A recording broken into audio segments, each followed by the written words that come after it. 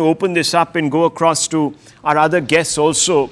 The NCPCR chief is here with us. But before we do that, viewers, just a quick reminder that the big question that we are framing is going to come up on your screens. Lip service paid to the cause of social justice tonight. Is that what really happened? And is that what is going to happen? Hello, Moto.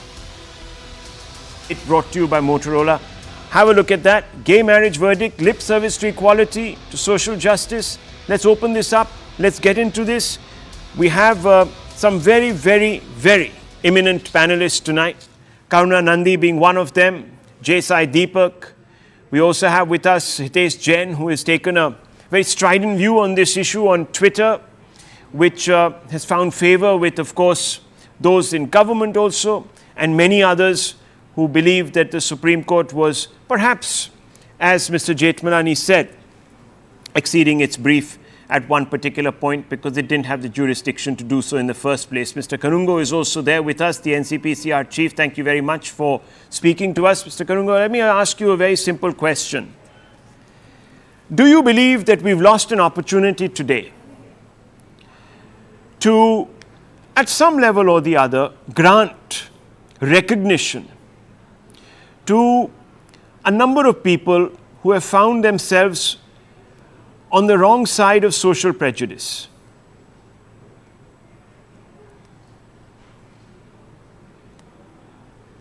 See, NCPCR's intervention is very limited in this case towards the question of adoption by the same-sex couple.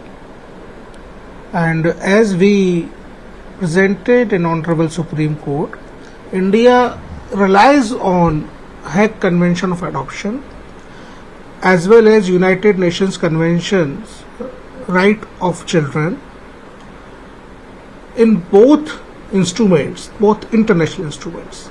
There is no mention of adoption by the same-sex couples. By relying on these international instruments, our Juvenile Justice Act and the adoption regulations, which are in the line of these international instruments, there is no space currently in the country to allow adoption by a male of a female child or by a same-sex couple, because there is no mention of this kind of adoption in international laws.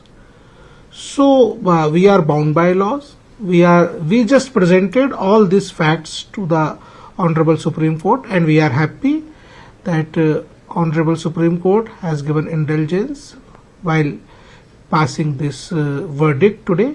I am glad, I am happy, and it is in the best interest of children of country.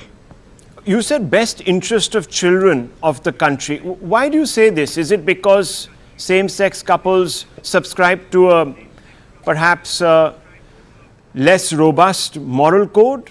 Is that what you're saying?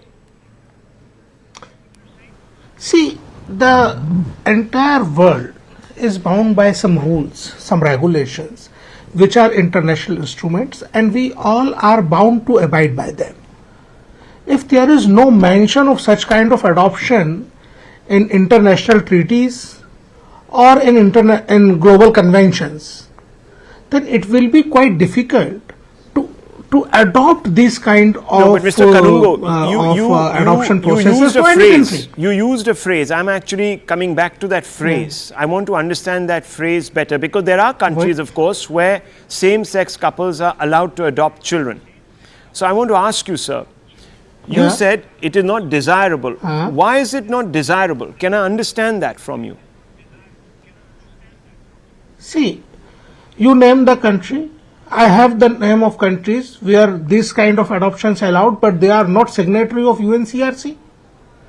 India is signatory of UNCRC, and in UNCRC there is no mention of such type of adoption. Okay, but you talked about the desirability. Mr. Kanungo, you talked about desirability. can I ask you, why is it not desirable? Forget about what the convention says. As the NCPCR chief, do you believe, sir? No, you can't. You can't forget. You can't forget the conventions, because there are many consequences. If a couple adopt a child, they have to travel abroad also.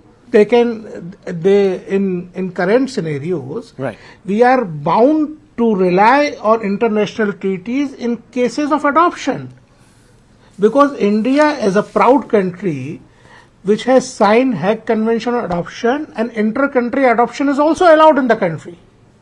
So we have to be bound by the laws, and there is no mention in the law. That's it. That's why it is desirable. I only asked you because you used a subjective criteria, desirability, which is very elastic, as you know. So that's why I asked you this question. Thank you, Mr. Kanungo, for putting this into perspective for some of our viewers. Let's open this up. Let's test this entire proposition. Let's open this up. Let's ask some questions. Karunanidhi, I have to ask you this question because, look, there was, and you would have to admit, a lot of hope. We've seen some amount of progress in the history of gay rights in this country, and some people have found that to be quite astonishing given the baggage that we have carried in the past. So perhaps the time had come. Many people had felt that the Supreme Court, under a Chief Justice who has committed himself to inclusivity, etc., perhaps this would have been the right time. Do you feel that we've missed an opportunity here? That's very well put, actually. I think this is a historic opportunity that has been missed. I will also say that we have not gone backwards. At the same time, there are some games.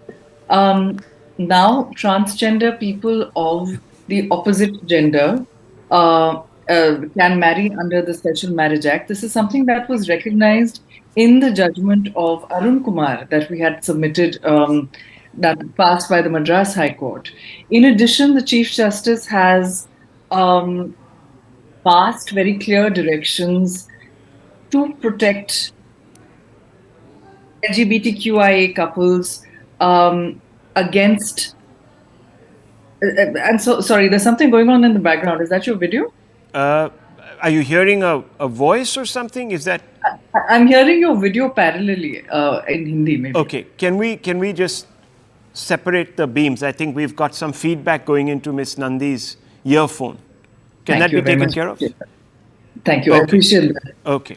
Essentially, so these directions have also been passed, and I'm reading the judgment now. It only came through a short time ago, but from what the judges pronounced in open court, it appears that 3 judges, at least, it appears 4 judges, in fact, agreed that transgender couples of opposite genders their marriage will be recognized under the Special Marriage Act, and in addition, the protection from criminal case harassment through criminal cases will be ameliorated through the directions that were passed today.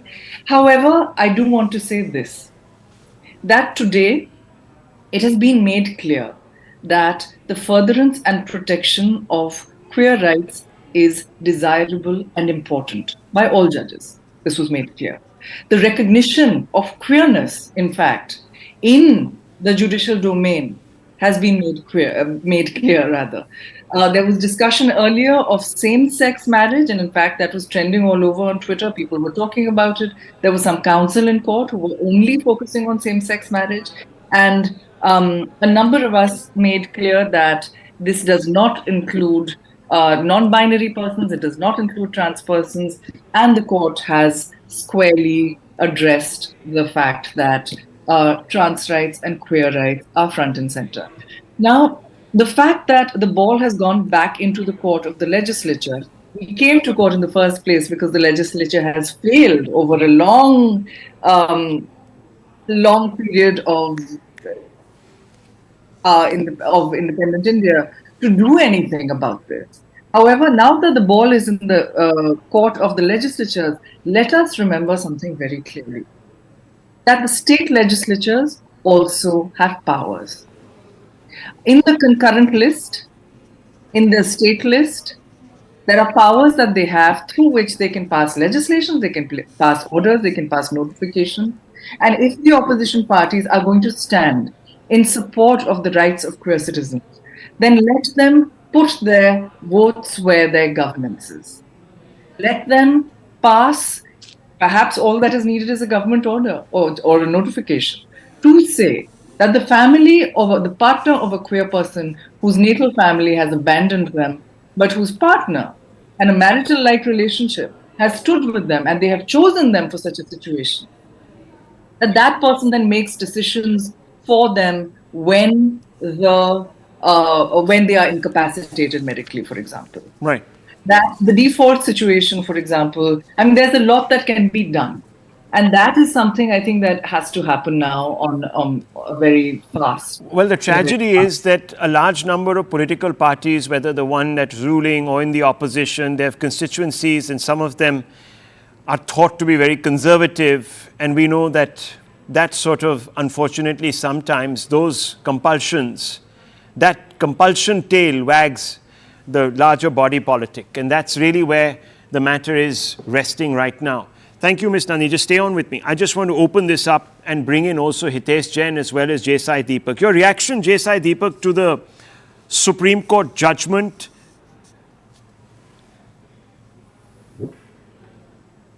I'm just happy about the fact that the Supreme Court has stuck to the doctrine of separation of powers.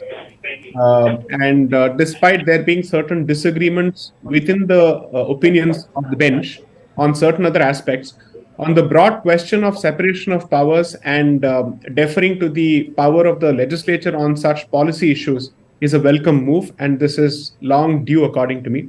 So that's the silver lining, according to me, of the judgment on a big picture issue. And second, I think on the question of the ability of non-heterosexual individuals to adopt children, I think there is a disagreement between two sets of opinions. The majority opinion on the subject is led by Justice Bhatt along with Justice Narasimha and Justice Kohli, whereas the Chief Justice along with Justice Kaul has taken a different position, that it should be possible for non-heterosexual individuals to be able to adopt children. The majority opinion, of course, prevails in this regard. And the third one is the question of how does the legislature and the executive, or how do they take it forward by constitution of a committee under the stewardship of the cabinet secretary to address certain operational difficulties, such as whether it's possible for people in non-heterosexual unions to have common ration cards, or can they nominate each other for insurances or bank accounts, so on and so forth. Well, these are the broad takeaways. I'm certainly happy with the overall tone and tenor on the question of non-interference with the legislative policy. Okay, Hitesh Jain, let me bring you in, and do try to stay on with us a little longer than your cutoff time of 7:30, because this is an interesting and very, very important Rahul, issue. I will have to excuse myself. Okay, at can the 7:30 Parliament, because can the Parliament, Hitesh Jain, can the Parliament be expected to take a compassionate view when it is so mindful of constituency pressures in the main? Rahul, to answer your question directly, Parliament can take compassionate view, and even the government took the compassionate view before the Supreme Court. The government at the outset made it very clear to the court that this is not a matter where they are for or against the LGBT community. The government also acknowledged and respected the rights that flow from the judgment of Nalsa and Navtej Singh, and they categorically mentioned before the court. Now, what had happened was the reliefs that were claimed by the petitioners, it was completely misconceived. The arguments were purely based on rhetorics and platitudes. Now, as far as what the petitioners wanted to do was, wanted the courts to enter into the domain of the domain. Can someone, not, he didn't interrupt. Please, let him finish his point. So you can basically what had happened was, the petitioners wanted the judiciary to enter into the domain of the essential functions. So the Supreme Court very clearly said that they respect the essential functions of one arm of the state, and they cannot enter into the essential arms. As far as the marriage is concerned, now see, we had Navtej Singh, we had Nalsa, we were speaking about the rights, and everybody as a lawyer, we were consciously aware that the reliefs that were claimed, they have to be ultimately flow from the legislature. Judiciary, by one stroke of brush, by asking that section 4 should be declared as unconstitutional, you are not going to get the results. There are like around 160 other acts that were depending on that one amendment. There were personal laws were concerned. It required an interplay between various legislation. So you cannot short circuit everything and go to the court and ask the court for the reliefs. Essentially what the petitioners were doing, they were saying you brush everything under the carpet, you just declare section 4 as unconstitutional, and then the rights will flow. So basically the courts have plugged at that, the courts have looked at it. This is not an issue where we have to look into and hurry or look at some overnight, some resolution will come. I think we have made a progress. The courts have recognized the right of queer.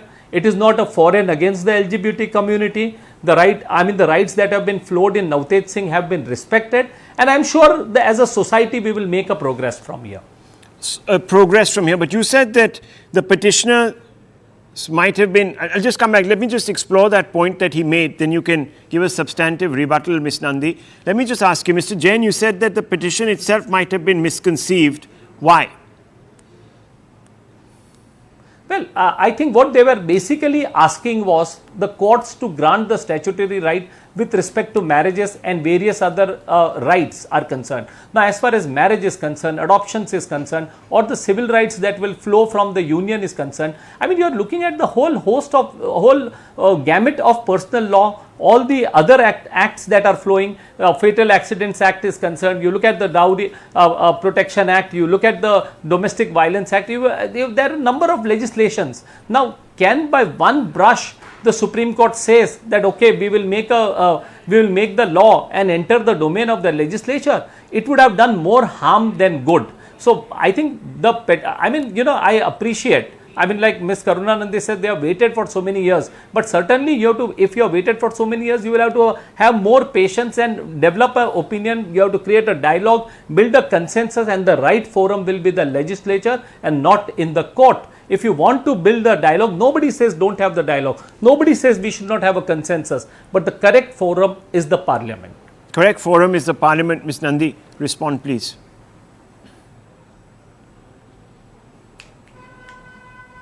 You're on mute, I think. You might be on mute. Yeah. Whenever there is a judgment, there is great glee given in our polarized society and in polarized societies around the world, where many people sort of pop up in happy celebration. Now, let us look at what these judgments actually say. And I quote, "The Constitution of India expressly authorizes judicial review. While doing this, the Constitution confers broad powers on this court, as discussed in the previous segment of this judgment. This being the case, it is injudicious to borrow from the jurisprudence of the US on judicial review, its boundaries, legitimacy, and the types of cases which warrant deference to legislative bodies. In the state of Madras versus V.G. Rao, a constitution bench of this court held, we think it right to point out that it is sometimes overlooked that our constitution contains express provisions for judicial review of legislation," right? Now, they then cite Romesh Thapar, and they also say that arguments of this nature seek to strike at the legitimacy of the judiciary and are therefore unwarranted. So hence, the fact that they went into this matter is not something that is a problem in any way. This was very much in the ambit of what the court is set up to do, to see whether an issue like this falls within the bounds of the Constitution or not. Let us also remember that two judges said that while there is no fundamental right to marriage, there are various concomitants of marriage and the various aspects of marriage that fall within Article 21, that fall within Article 19, and that are within various constitutional rights. Also, people like Mr. Jain perhaps are unaware of the fact that it is not merely the striking down of Section 4 that was sought. There were many other arguments that were made. Arguments were made, for example, to say that Section 15 to 18 are effectively a code in themselves and do not anywhere mention gender, right? Nothing needed to be read in, nothing needed to be read down. And that could have been applied. This is why I personally believe, and of course, I was arguing for two sets of petitioners in this case. So that is very much where I am located. But I certainly believe that this is a historic missed opportunity, in particular with regard to adoption, where there is a very clear and strong decision by the Chief Justice and the second most senior judge of the Supreme Court, where had one judge But- supported the decision, Right. these families would have had the legitimacy and the children would have had the rights, and the Child Rights Convention places the right of the child as the primary consideration. Sure. That should Karunanandi, be- I just want to ask you this because there are also a whole raft of personal laws that militate against unions such as this, and you know Absolutely. perhaps the reasons why. And the Supreme Court said, we're tiptoeing around this, we're not getting into this. Do you think Fair the enough. Supreme Court, well, the reason is because the Supreme Court in the past has been selective about which religion's personal laws it wants to sort of look into, so to speak. That's why I was sort of saying, was this a missed opportunity? Did the Supreme Court sort of, sorry to use the word, and I hope they don't come down on me, and if they do, you could please defend me, have they sort of weaseled out of this? Well, there are many ways to say the same thing in a more polite way, and they certainly won't come down on you. But look, the Special Marriage Act is a bit like a uniform civil code, right? Yeah. It's an opt-out. It's already an opt-out. It was designed as an opt-out so that people of religions, that people who didn't want to get married under religious law, True. people from different religions, people from different castes could be married. The objects of such laws have been found by the Supreme Court in a number of judgments to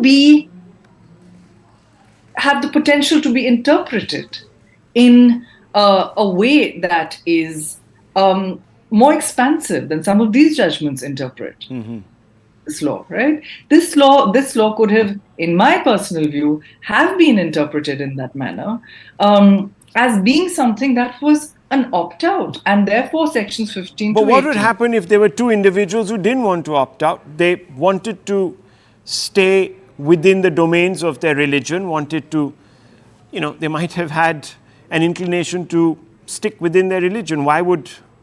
Absolutely. And those arguments can be made. Look, there's Article 25, there's Article... And those arguments can be made. But very early on, it was discussed and sort of across the bar and bench. And it was effectively decided that personal laws would not be gone into. So that if just the same-sex, the Special Marriage Act and the Foreign Marriage Act and a few other of the concomitant acts could have been, in the Special Marriage Act, the reading down was not even required. Right. But the Foreign Marriage Act would be required to be read down. Okay. Then that could have been done. Well, viewers, you see, had perhaps the issue of the UCC not been politicized so much, we might have actually made progress today, had we had one. But let's bring in J. Sai Deepak on that particular point. J. Sai Deepak, fact of the matter is that many people, especially petitioners, and some of those who appeared for them, were hoping that perhaps, we would have a breakthrough today. As Karunanandi said, that we could have seized the moment, made most of this opportunity. Do you feel that the endeavor has been defeated now, or the court has accepted its own limitations? So first of all, I don't think the court has taken a position contrary to the interests of the petitioners and the cause that they represent. Right. Two, the doctrine of separation of powers is not a convention. It's a very clear line drawn in the sand within the basic structure of the Constitution. So the court itself, as an institution that respects constitutional morality and as an institution that is expected to set an example to the rest of us, has done the right thing by painting within those lines. But most importantly, having stayed within those lines, the court has done its best in terms of expressing its support for the cause, clearly laying down the fact that even non-heterosexual unions must be accorded dignity by the society and by the state, and by coming out with detailed directions to prevent police harassment of any individual on account of their non-heterosexual gender orientation, or rather gender identity or sexual orientation. It has also come out with detailed directions to the government on what aspects it must deal with as part of the committee that has been proposed and which the government has undertaken to constitute. Okay. So I don't think this judgment has failed on the aspect of taking the discussion forward. Okay. All it does is that But- it says, I am with you, but there are certain things that fall outside the remit of me as an institution. Okay. And therefore, this is for the other arm to take it forward. But to the extent that I can recognize your existence and your right to live with dignity, I will do so. That's what the bench has done across the board. Okay, but let me ask you, the Parliament has not always gone along with what perhaps could be considered fair and strictly, in jurisprudence terms. Now, we have the Shah Bano case in 1985, etc., and you saw how that sort of ended up.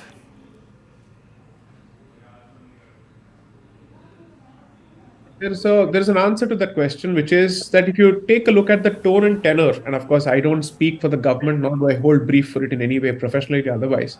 But if you see the tone and tenor of the government during the course of its submissions, it is the government that specifically said, we are happy to constitute a committee, we are happy to look into operational difficulties, but we also have to look at larger issues, because the clear submission was that marriage as an institution has an ecosystem of laws, close to 700 legislations, each of which would have to be considered from the perspective of what would the recognition of this relationship translate to legally speaking. From protection of women or protection of individuals against domestic violence to child support to maintenance and whatnot, each of those questions have to be answered. It's not for a court to sit and ask itself, if I were to recognize this species of marriage within the meaning of the Special Marriage Act, how do I undertake an amendment or creative interpretation of 700 other legislations? That's not the mandate of the judiciary at all. This is practical, this is policy based, this is legislative, there's so much to this. Which is why to reduce this issue purely to one of dignity and consent is to forget the fact that as a state you have larger responsibilities. And that's not to say that individual rights must be ridden roughshod over. But the court as well as the rest of the institutions have an accountability to the larger society. Okay. And nowhere have I seen any institution, whether the legislature or the executive or the judiciary, taking a position against non-heterosexual interests. If anything, this is an institutional limitation. It's not a mental limitation. Okay, well, we've heard a very well-rounded debate, viewers, different points of view, shades of opinion coming into this.